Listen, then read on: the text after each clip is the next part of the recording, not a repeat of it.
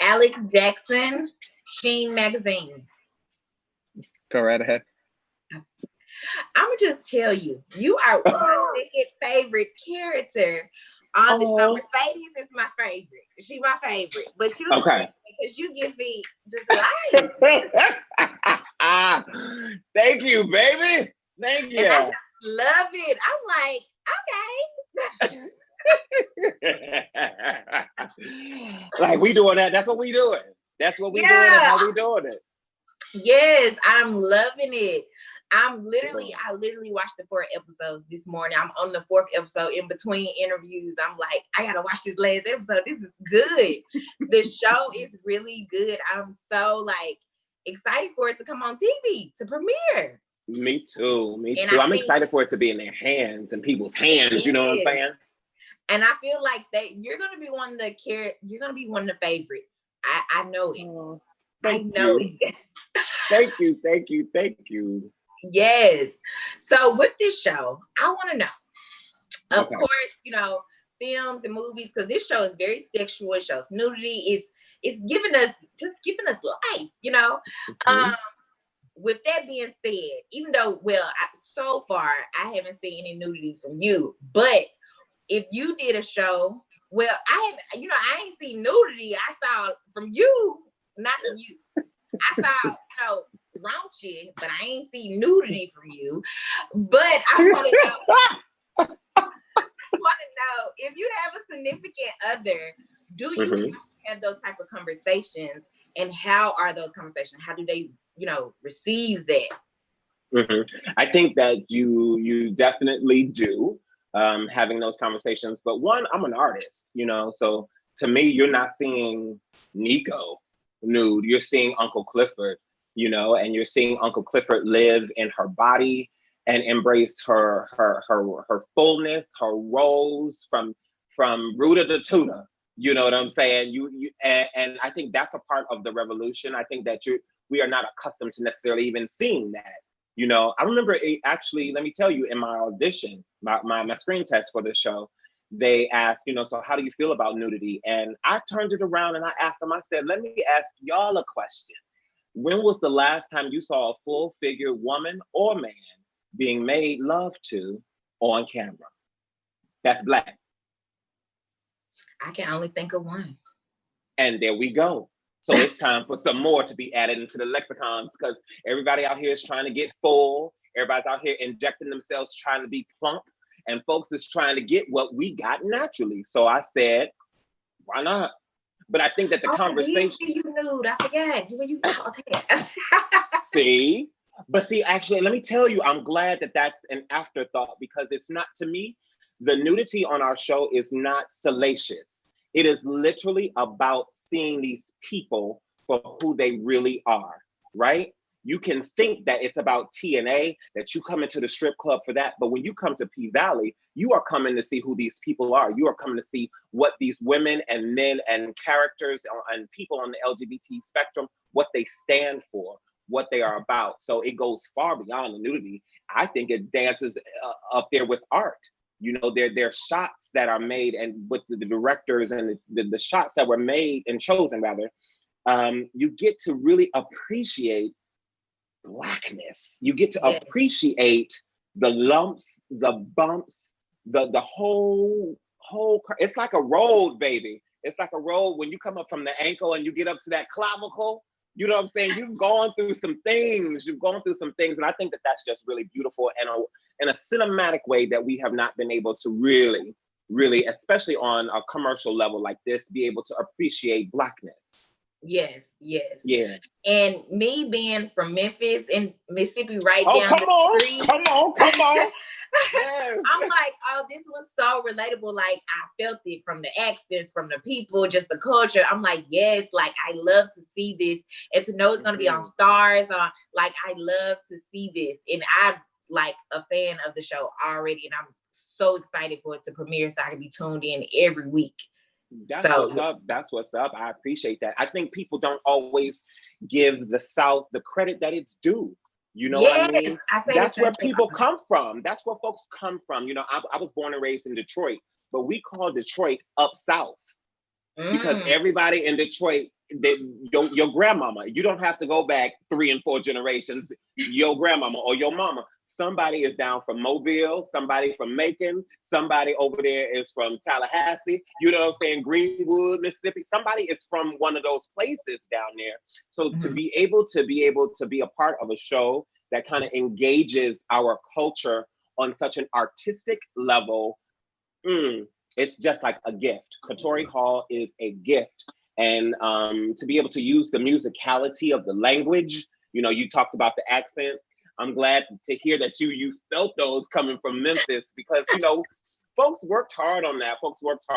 You know, and sometimes I feel like even as, you know, actors, you can be pigeonholed into a box that kind of asks for you to strip that away.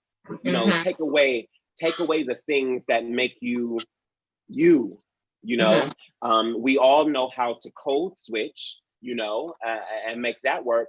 But to be able to live in a world where all that you are is accepted and celebrated, not just tolerated, it's celebrated. In P Valley, that has been creme de la creme. Yes.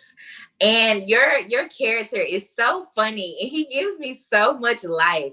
How do you compare with because he's so confidence on 10, and I love it. How do you compare with your character from the show? Well, myself, I'm just a regular old gay Black man. You know what I'm saying? As regular as that may be, or extraordinary, or what have you. I think Uncle Clifford, you know, we both embrace our fullness, and that's a journey. You know what I'm saying? Some people say full figure, some folks say thick. I just say, hey, whatever. You know, I say thick because, you know, I'm a little thick myself. There's always a little bit of thunder before the rain, a little bit of thunder. But we both, myself and the character, we are alike, I think, in some of our sensibilities and humor. And also I've worked with youth a lot.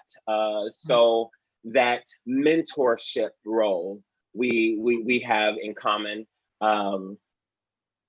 Yeah, and being a part of the LGBT community, you know, we have in common. We also have in common, I want to talk about this, especially with you guys at Sheen. It was important to me to be able to showcase our community, Black people, not throwing their children in the trash just because they're gay, not throwing them, casting them aside just because they are non-binary. Now, there may be things that you don't understand.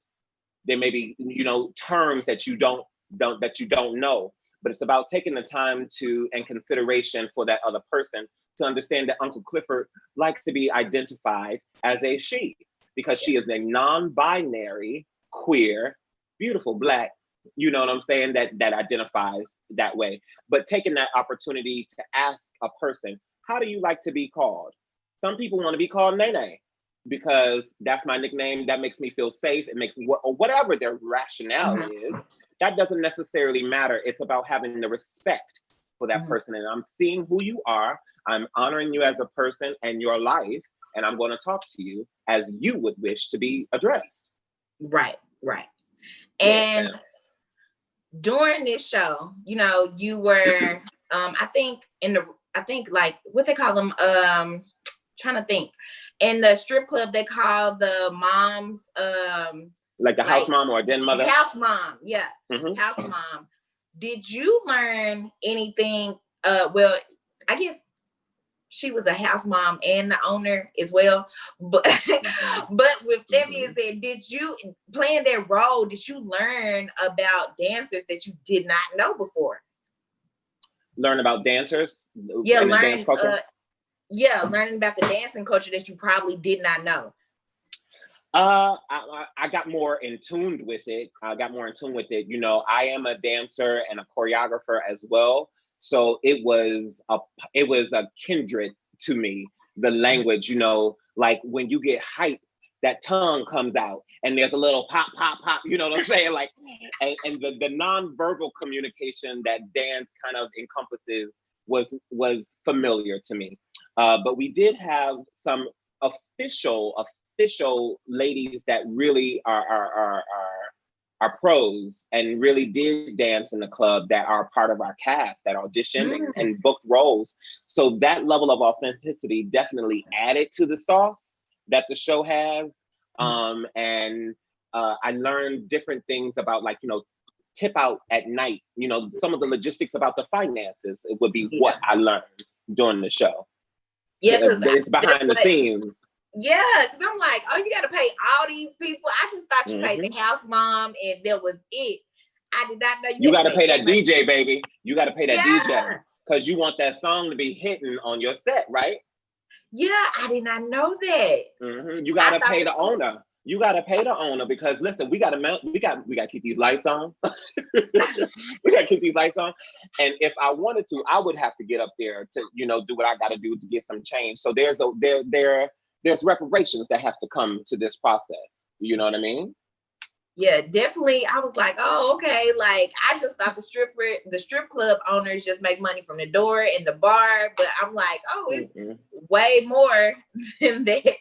And I think this show shows you, you know, a different perspective of strippers, because we just think like, oh, they're just a stripper. People don't really, you know, acknowledge them in the right way, or just like, you know, just like, oh, she's a stripper, so whatever type thing. But this time we got to actually see like their personal life and stuff they have going on and the trauma they're dealing with outside of work. And I think that was like great to show.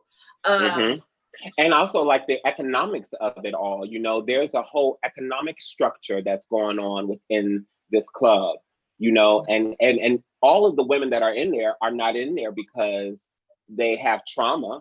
Some of them want to be there. Some of them enjoy embracing their body and being able to live in their body, maybe for different reasons. You know, you can ask different characters, but sometimes in life, you know, Black women may not feel, or LGBTQ people may not feel that they are able to be so free and so open. So to be able to have a space that you can come to live authentically and to make a living.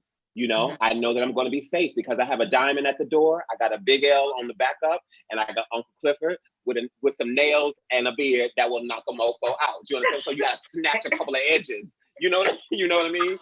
So like, I loved all of that. And for you not to be able to prejudge these characters, to be able to take the time to see who they really are. You don't know who Autumn Night is and what she's going through. You're going to learn, and there is such a method to the madness. Understanding that, Andre, what is he really about? What are his intentions? What are Little Murder's intentions? What are Uncle Clifford's intentions? Why, well, if you're making all this money, if it's raining like that, how y'all still in the rears, you know, and you ain't paying your bills? What is that kind of stuff is about? What is that about? You know, you could unpack that on so many levels, because I know people and myself, I used to have a mail phobia, mail, M-A-I-L, like, you know, you get the mail and you don't want to open it because you know it's a bill. So, you know, it's like, oh, I don't have it. I can't do it. You know, so I think being able to, you know, to like bringing pieces of that into it, it affected the show, because you see all of this glamour, people that have their hair done, their face done, their beat and everything like that, but their office is kind of crappy and cluttered. And like, what is that about? You know, there's a whole story behind it all. So y'all stay on the ride with us. Stay on the ride, because this is not just a one-trick pony, and it is not just about TNA. It is about human behavior for sure. Yeah, and I'm ready for it to premiere so I can see the rest of the season. Like I said, I'm on this 4th episode, and I'm like, Mercedes Mama and the show. I'm like, oh, it's just too much. It's just too much. How'd you like the Aaliyah wig? You said what? Oh, the wig that she wears be laid and slayed. I'm like, every scene, I'm looking for a new hairstyle. I'm looking for a new do, because she gonna do it up like. And I just love it. And I love how she embraces herself and she is not scared to show it. And I just love it. I had my stylist for the show, Arlene Martin, she did my hair, and Para Thomas did my face. You know, we were very specific about things that I didn't want and things that I did want. You know, there's a difference between drag makeup and a non-binary makeup. You see how beat your face is right now and natural. You got your natural glow on and a little gloss. Back in the day, it used to be Vaseline. You know what I mean? I'm just saying that that's what I wanted. I wanted just pretty Black girl. What's crazy, this is an insight, I haven't told anybody this.